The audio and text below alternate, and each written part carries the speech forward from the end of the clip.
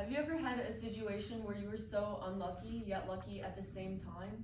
Because unfortunately for me, or should I say fortunately, I have. It was freshman year in the last track practice before the area meet, and I was out running a 4-mile tempo run.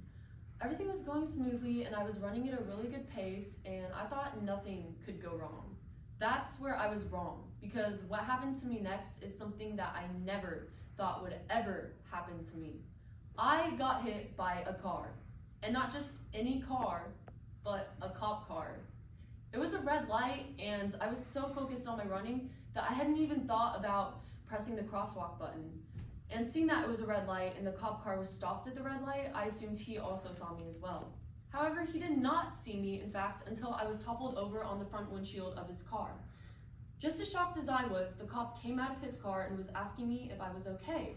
Aside from having a bleeding chin and an already bad knee injury that became even worse as a result of being hit, I was completely fine. In fact, I don't know if it was the adrenaline or the shock kicking in, but I even insisted that I was able to finish up my run back to the school. The cop, on the other hand, insisted that he call the ambulance.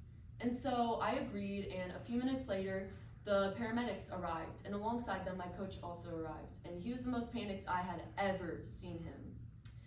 So the paramedics were checking on me, and I was assuring them that I was fine, and once they confirmed that my injuries were not too severe, they gave me the clear to go free, and I ended up riding back to the school with my coach. I then went home early for the day and basically just slept all day, probably as a result from the shock state I was in from being hit by a car.